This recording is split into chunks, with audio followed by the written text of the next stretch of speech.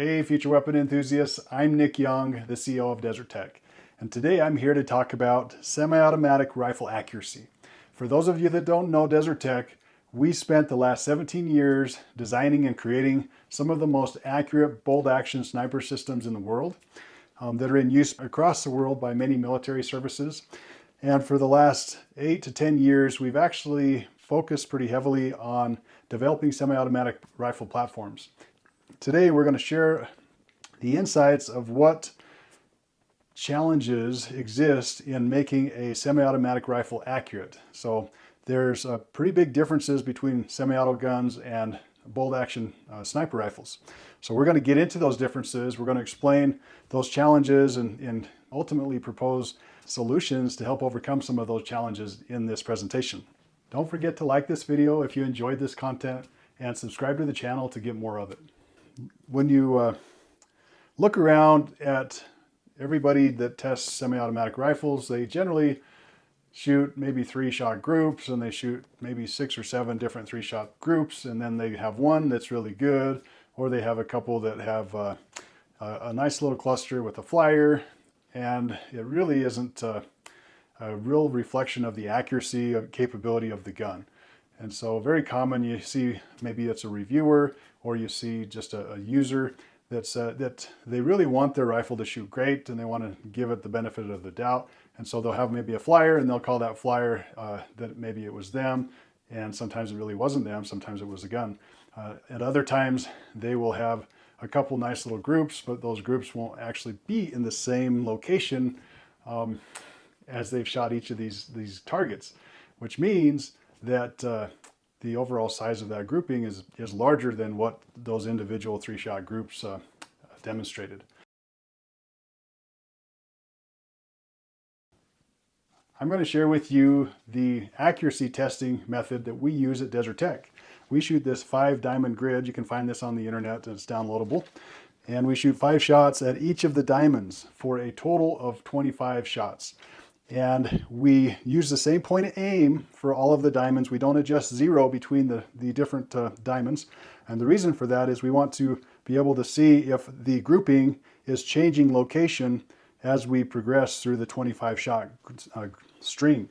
So we've had some guns that we tested where you'd shoot diamond number 1 and you'd have a group over here. You shoot diamond number 2, you have a group up here. Shoot diamond number 3 and you have a group over here. And you actually had a wandering zero.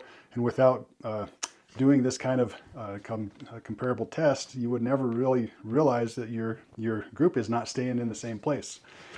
The other thing that we do at the very end is we will scan the target in, and in Photoshop we will overlay all of the diamonds and all of the shots, and it'll give us an overall aggregate of the accuracy capabilities. Now we did this with the MDR, we've done this with the Wolverine, and we're continuing to do it with the production Wolverines this week actually. And we did it with all the competitive rifles that we tested in the past, and we'll share those results with you in a little bit. So on our journey to creating semi-automatic rifles, then we had to really dive in deep to figure out what are the differences between a semi-auto and a bolt action, because we've been successfully making very precise bolt action rifles, and we love accuracy, and we want semi-automatic rifles to be very, very accurate, but there's some challenges. And we're going to go over those challenges, and we're going to discuss if those challenges can be overcome and ideas for overcoming those challenges. In our journey, we also felt that it was important to kind of establish a baseline of what semi-automatic accuracy looks like today, so that we had a comparison to see where our systems ranked in that baseline. So as we did the MDR development years ago, we did a ton of accuracy tests, and we baseline tested a whole bunch of very popular, very, according to the public, precise and accurate 308 rifle systems, as we did this kind of a baseline assessment of what exists today and how accurate is those rifles that everybody looks up to as being some of the most precision instruments in semi-automatic form. Now it's important to note that the Wolverine rifles are patrol rifles. These are not designated marksman rifles. They're intended to be lightweight, compact, portable, and highly mobile. And so we still desire the maximum accuracy out of these patrol rifles, but as we get into this, you'll see that there are some distinct differences between a purpose-designed designated marksman rifle versus a patrol rifle. First difference between a semi-automatic rifle and a bolt-action rifle like this SRS I have back here is the trigger. So the trigger in a semi-automatic rifle is generally a heavier pull weight and has a little bit more creep, and there's reasons for that. And the reasons are it's intended to be used in a more rugged environment, and so you don't want to have unintentional malfunctions of the trigger, and you don't want to have any kind of rough handling or dropping of the rifle create a safety hazard. And so in order to pass military drop tests, the triggers on semi-automatic guns are heavier and have more creep by nature to be able to really be called a legitimate military patrol rifle. One of the other reasons the trigger is heavier is they don't want a officer or a soldier in a high-stress situation when he loses his fine motor skills to accidentally fire the rifle unintentionally and injure or kill somebody. And so it's really a safety precaution to have the trigger mechanism to be heavier and have a little bit more creep than a bolt-action precision sniper system. I will show you the trigger pull. Let me pull this mag. This is empty, so don't worry. Okay, here's our Wolverine trigger. This is probably 4.5 pounds on the trigger pull. Definitely takes some more effort to get it started than on the SRS M2. Okay, here is the difference on these triggers. So this is a SRS M2. This has no creep and is extremely light. We got our bolt. Very, very light trigger, about 2 to 2.5 pounds. Very smooth, it doesn't hang up as you pull it. Very smooth transition. So why is the trigger pull an important part of accuracy? Because you don't want the action of pulling the trigger to disturb the reticle. And the more force and the longer you have to pull the trigger, then the more likely that you're going to disturb your sight picture and not shoot as precisely. The second challenge of semi-automatic rifle accuracy is the longer lock time associated with the firing mechanism. So this is a hammer-fired mechanism, and the bolt-action sniper rifle is a striker-fired mechanism. And so lock time, by definition, is the time that it takes for the primer of the cartridge to be struck after the trigger is pulled and the sear is released. And so I'm going to share a high-speed video with you guys, and you can see that after the trigger is released on the Wolverine, that hammer comes flying up, and it takes some time because it's moving quite a distance. And we're comparing in the video the Wolverine to the Dangle Defense Mark 18. And we can see the Wolverine lock time is at 6 milliseconds, and the Dangle Defense is 7.6 milliseconds. So the Wolverine is slightly faster than the Mark 18 hammer, but both of those hammers are substantially slower than a striker fired like on the SRS. Now, I'm going to post lock time comparisons for a lot of different rifles, and some of them are pretty fast, some of them are pretty slow and surprisingly slow. And so we have a comparison video in slow motion that also compares the Wolverine to the striker in the SRS, and we cut away this area of the bolt so you could see that striker falling. And the striker fired mechanism on the SRS is one of the fastest in the world, and it's 1.8 milliseconds versus the Wolverine at 6 milliseconds. So that means that this is more than 3 times faster lock time. And so how does that affect you? Well, when your trigger breaks, that allows more time for the reticle to come off of target and hurt your accuracy. And so with the longer lock time, there's a higher probability of any kind of disturbance in the gun causing accuracy problems. Now, if you put the gun in a vise and it was extremely stable and you were 100% sure that gun's not going to move, even with the longer lock time, then it's not going to be an issue. But most people don't shoot from a vise. Most people shoot maybe off a bipod or off of a fence post, and there's definitely opportunity for that gun to move once the trigger breaks. A third challenge associated with all rifles, but more of a problem with semi-automatic rifles, is any kind of a disturbance that occurs when the primer is struck by the hammer or striker. And so if you dry fire your weapon, you can actually watch as that striker hits the firing pin. Does your reticle move off target? And so any kind of firing disturbance that will move your reticle off target is going to hurt the accuracy of the gun. And generally, you will see more of that in a semi-automatic rifle due to the hammer being heavier and also traveling a greater distance and building up more inertia. And that's that's a benefit if you're looking for really great reliability and always guaranteeing that you have a good solid primer strike, but it also can be a detriment in disturbing the rifle when it's struck. And you can see that the crosshair actually does jump a little bit when it fires. And so ideally, if it's jumping at all, you want it to jump the same every single time. Preferentially, you want to be able to somehow, hold the rifle steady enough so that there is no movement in the crosshair when it fires, but it takes a lot of practice to master that. The next challenge semi-automatic rifles face is they're designed to maximize mobility.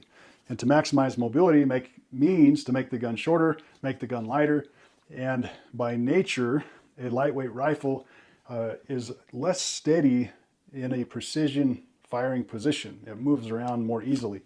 And also a shorter rifle will increase the arc of movement more. The arc of movement is the amount of movement that your sights or crosshair is constantly moving on target. So I was first introduced to the arc of movement in college when I was on the pistol team. So I learned precision marksmanship years ago in pistol shooting, not rifle shooting. And pistol shooting is much more challenging than rifle shooting. But we did one arm, standard pistol and free pistol and air pistol. And as we would aim those pistols, your hand would sit there and move around. And they taught us a technique called the figure eight, and you could control that arc of movement because your hand was going to be moving anyway. And so you would intentionally move it in a fashion that you could break the shot right as at whatever point you desire. Generally, I would break the shot at one of the extreme ends where my hand pauses and I have the longest time where that sight is stationary. And you can do the same thing on the rifles. As your crosshair is moving around, you'll see it a lot even with your heartbeat. You'll be looking at the target and your heart will be like beep, beep, beep, beep.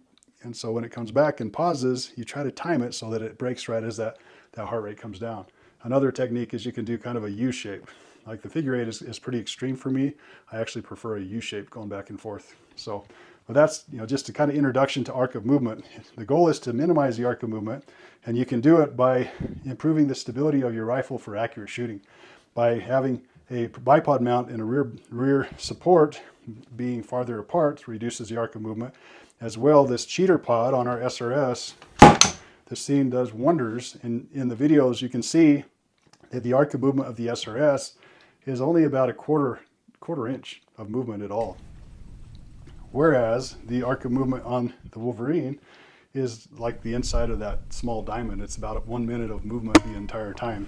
Now again, that video shows a very narrow support on the micron and the rear end of the gun. So that is not the ideal support, but we were shooting a bunch of micron barrels, and so we did the test with a micron handguard on there. Now, obviously, you have different lengths. Like this MDR here has a longer handguard than the micron, and the bipod's out further, and so you have a longer pivoting motion with this rifle. And then you can go one step further with this 20-inch Wolverine and have an even longer handguard with the bipod mounted out there. And so as you move in this situation, every single micro movement is not going to be magnified as much. And the SRS also has a pretty long, even longer length than the Wolverine for the bipod mounting. I guess it's pretty close to the same, but having that longer distance allows a reduction in the arc of movement. as you watch the arc of movement video with the Wolverine Micron, and you think about the challenges that I've been surfacing with you guys, the challenge of lock time, the challenge of, disturbance of the hammer striking the back of the bolt carrier, you can see that very likely in this scenario that your shot is going to exit the barrel when your crosshair is not at the optimum position due to all of these factors.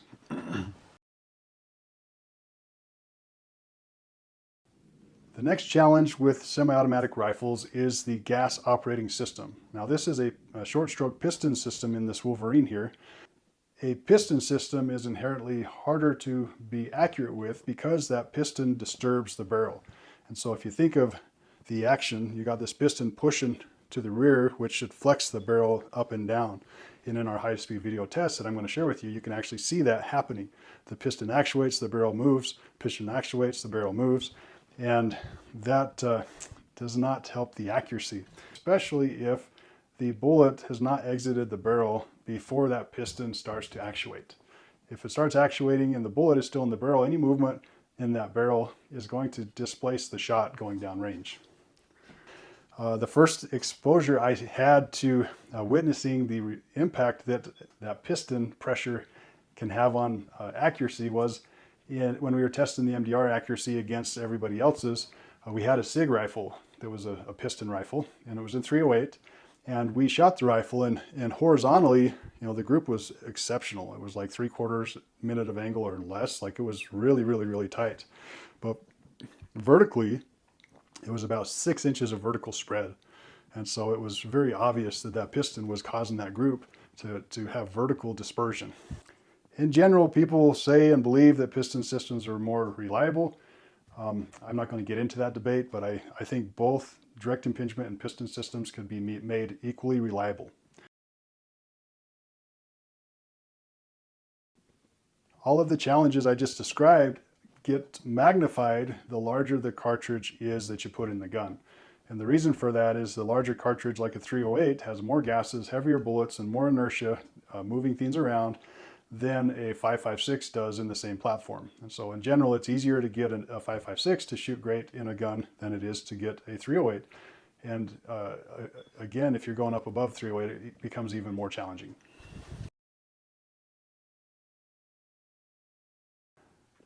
The next challenge with semi-automatic rifles is, in general, they cause more damage to the ammunition that they're firing. And how does it damage the cartridges? On the backstroke of the bolt, when a cartridge is fired, it rides back across the top of a magazine. And so as it goes back across the rounds in the magazine, it can impact the shoulder on the round that's still in the mag and put a big dent in it. And then when it comes forward and strips the round forward, then as it goes up the feed ramp, goes up the lugs, then it can cause damage to the bullet, damage to the shoulder, and as that cartridge gets loaded in the chamber, it can really be all mangled up if you don't have really good, smooth feeding of those feeding geometry. So in the Wolverine, we made new feeding geometry in the bolt lugs and in the feed ramp itself that provides ample clearance to prevent any kind of cartridge damage going into the system. Now, the cartridge damage is even worse if you're shooting plastic tipped bullets, because those plastic tips are not very durable. And in the MDR early on, then when we fired like Hornady Black or any other plastic tip, we saw substantial damage as those rounds were feeding into the chamber, and many times the plastic tip was getting dislodged and ripped out of the bullet. So I have a video showing you some Hornady match ammo that's plastic tipped that go into the chamber, and then ejected those to see if there was any deformation or damage. And you can see there really isn't any significant damage to these cartridges. Now, if you look at the plastic tip bullet to the top right, that has a dent in the plastic tip bullet. That dent occurred when I ejected the live round. I wasn't able to catch it in time, and it landed on the ground with the tip first. But that shows you just how fragile those tips are. So another challenge that semi-automatic patrol rifles face is that they come with a standard barrel. It's not lapped, it's not a match barrel, which means the tolerances are not as tight. Being unlapped, the surface finish inside is going to be rougher. and that hinders the accuracy inherent with the barrel. Now, you do get lucky sometimes with getting these high volume standard barrels. Sometimes you'll get one that's really built really well and has awesome tolerances, but that's not always the case. Sometimes you get one that's not as good too. So there's more variation in large volume production barrels when it comes to the tolerances.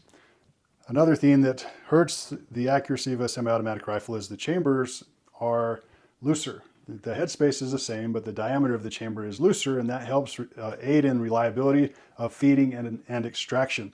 So because you don't have just this manual hand that can kind of overcome anything, you're relying upon the system to do everything automatically. So a looser chamber is not quite as accurate. Another issue with patrol rifle barrels is the finish. So a lot of people like chrome line barrels. The way they make a chrome line barrel is they actually have to make the bore larger in diameter and the chamber large in diameter so that they can apply this chrome film inside. And the application of the chrome process is not very precise, which means you're going to have tremendous variations in the bore diameter, which is going to hurt with gas sealing and gas leakage. And in general, chrome line barrels are about 4 minute of angle barrels, and that is why. Our Wolverine barrels are melanited, and a melanited barrel offers some advantages over chrome line barrels in that it allows the geometry of the barrel to not have to be oversized. So you machine those riflings on size, and the melaniting just hardens the surface. And so that hardened surface increases the barrel life substantially. But one of the issues even with melaniting is when you make these barrels are not lapped. And so the surface finish is not super smooth in a patrol rifle. And so when you melanite it, all those imperfections are hardened, which means that over time, as you shoot through a normal barrel that's not melanited, those imperfections kind of smooth themselves out. In a melanited barrel, those imperfections last longer. And so in a normal barrel, it might take you, 20, 50 rounds to season the barrel to start seeing the best accuracy. In a melanited barrel, it might be, 100 rounds, 150 rounds before you start seeing that barrel's accuracy be optimized. So we're at the point that I'm going to share with you the accuracy results that we got when we did all of our competitive analysis on accuracy performance of many different rifles in the industry. So we tested two groups of rifles. We tested patrol rifles and we tested designated marksman rifles that were intended to be, kind of that super match line of guns. And what was interesting is the results of the accuracy test showed that they were roughly the same accurate. There wasn't any advantage to the designated marksman rifles in general. So we also tested direct impingement and piston rifles that were patrol and designated marksman. So we had a pretty good mix in there. But we tested the FN SCAR, but unfortunately the FN SCAR had a twist rate that was not stabilizing 175 grain bullets, and we had groups that was like this big. And so we threw out the results because we understood that it really wasn't the gun's fault, that the 1 in 12 twist just wasn't stabilizing the bullets. We tested the HK MR762, the SIG 716, two LMT rifles. One was like a super match, and the other one was, I think, a standard match. And the DPMS 308, the Ruger precision, no, it's the Ruger. They had a AR-15 or AR-10 style Ruger that we tested. As we evaluated these rifles, we did the diamond test that I shared with you earlier and aggregated 20 shot groups and 25 shot groups and then averaged those groups together. So a very substantial amount of shots were fired. It wasn't 3 shot groups, it wasn't 5 shot groups. It was a minimum of 20 rounds fired in groups to assess these numbers.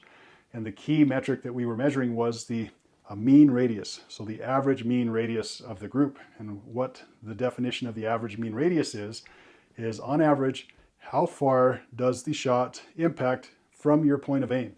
And so when we look at the MDR suppressed, that performed the best, and it was a 0.5 MOA mean radius. And we'll talk about the benefits of suppressors in a little bit. The second best performing rifle was this Ruger at 0.54 MOA. The third was the DPMS at 0.59. The fourth was the H&K MR762 at 0.59. The fifth was the LMT match at 0.66. The 6 was the MDR without the suppressor at 0.67. And the 7th was the SIG 716 at 0.74. The 8th was the LMT at 0.81. So when we put a suppressor on the MDR, the accuracy of the MDR went from 6th place down to 1st place by a pretty significant margin. So pretty neat.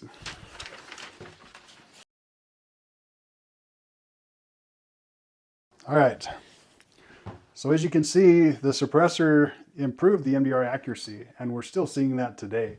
And even as you look online, when reviewers do accuracy testings, when they put a suppressor on their guns, they're getting accuracy that's better than unsuppressed.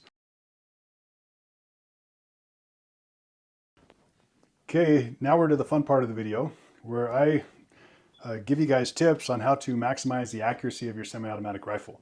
And the tips I'm giving don't just apply to the Wolverine rifle, they'll apply to any semi-auto that you're trying to turn into a designated marksman rifle. So the first thing that I would suggest is to get a good suppressor and put a good suppressor on the rifle, because across the board, every semi-automatic rifle that we've tested, every bolt action rifle that we've tested with a good mounted suppressor, it improves the accuracy. So the suppressor we used in the MDR testing that had such a substantial improvement in accuracy was the DTSS. So this is a titanium suppressor, weighs less than a pound, and it is a baffle suppressor. So this is not a full flow through suppressor. The DTSS suppressor, being a baffle suppressor, tends to overgas autoloading rifles. So sometimes you still can't adjust the gas low enough for these kinds of cans, and so I highly recommend using a flow-through suppressor like the Huxworks if you want to suppress your autoloading rifle. The second thing that I would do is figure out how to maximize stability. If it's going to be a designated marksman rifle, you're going to want to have some kind of a front support bipod system. These two handguards that we have shown with integrated bipods are made by Black Label. It's really nice because when the bipod is folded, it's out of the way, as well as the pivot access is right at the bore. So it makes it really easy to stay precise on target when you move the rifle around. And you can adjust the pivot tension with this thumb wheel at the top. On the other hand, the Harris bipods and other conventional bipods flop left and right, and it moves the gun a pretty big amount as you're trying to cant the weapon. Especially if you have the spring-loaded legs inside of the Harris fully collapsed, the tension of those springs will actually cause unintentional movement of the crosshair, like shown in this video. We're not actually shooting, it's just the spring has got built-up tension and it's moving. The only downfall to the Black Label bipod handguards is if you attach a large muzzle device, you can't really get the barrel out of the handguard. And that's kind of a pain if you're going to be swapping barrels around.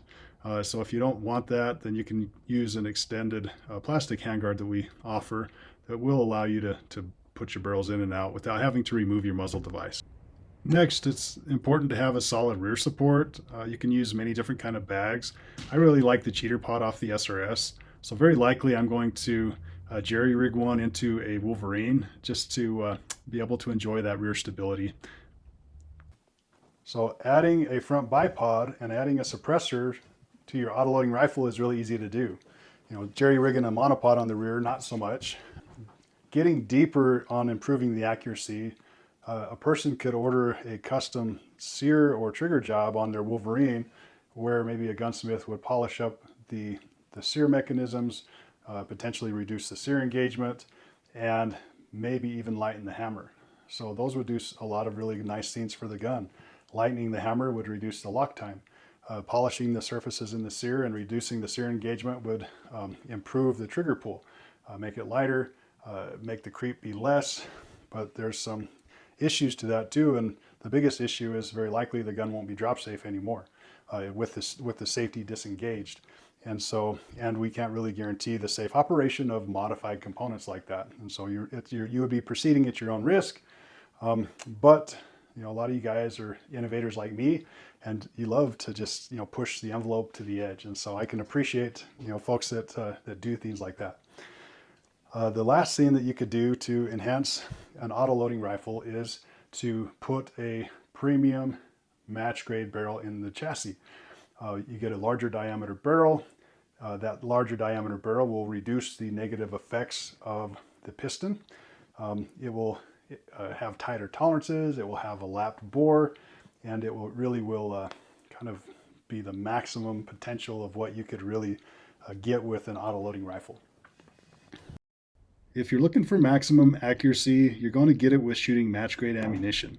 Standard ammunition is not precise and consistent enough.